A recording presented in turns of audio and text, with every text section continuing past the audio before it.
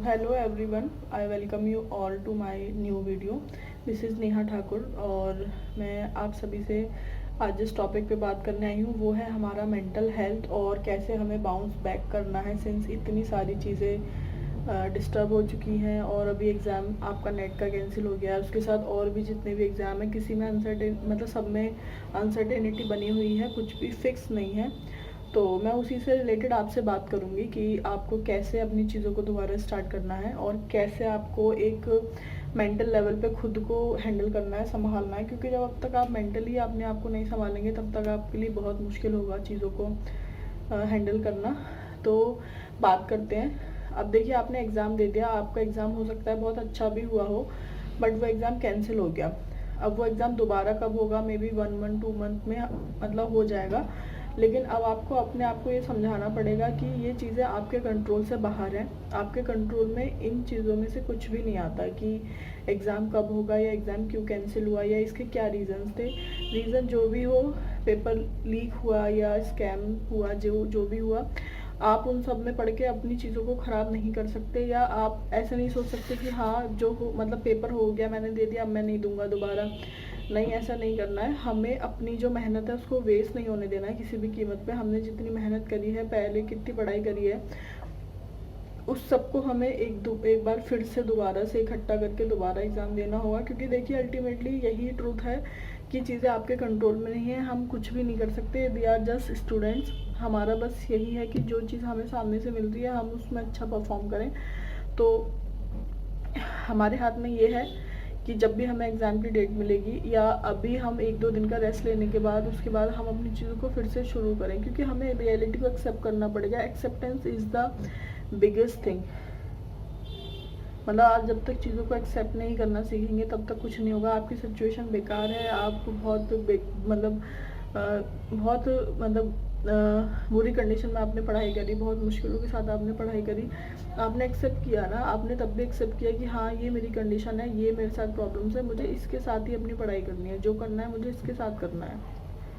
आपने करा ना, तब भी आपने एक्सेप्ट करा कि हाँ this is what I have and this is what I have to do.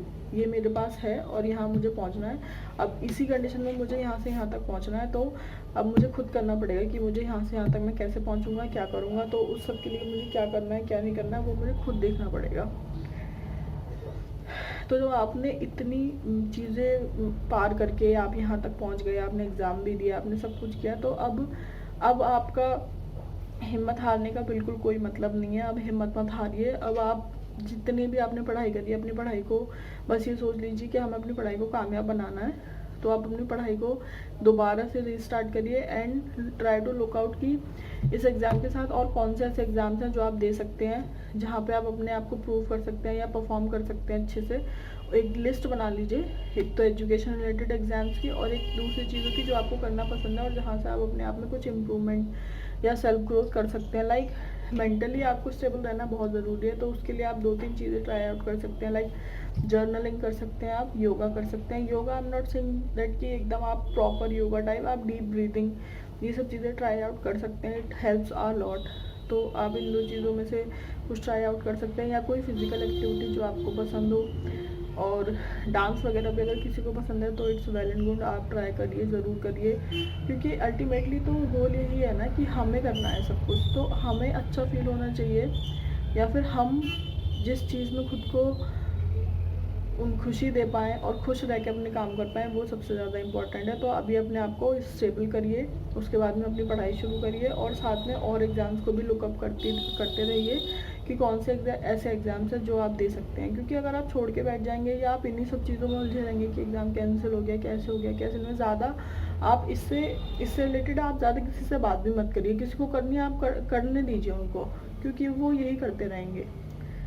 अब एक चीज़ हो गई जो आपके कंट्रोल में भी नहीं है, जिसमें आपका कोई रोल, कोई कंट्रोल ही नहीं है, अब आप उसमें कुछ कर ही नहीं सकते, तो उसको बार बार डिस्कस करके, बार बार उसके बारे में बात करके आप क्या चेंज कर लेंगे? कुछ भी चेंज नहीं करेंगे।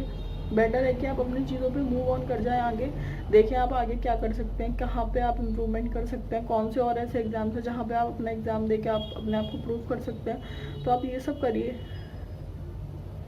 एटलीस्ट वहाँ से आपको कुछ बेनिफिट तो होगा, कुछ मतलब आपको कोई चीज़ ऐसी तो मिलेगी कि हाँ आपका फ्यूचर उससे सिक्योर हो जाएगा।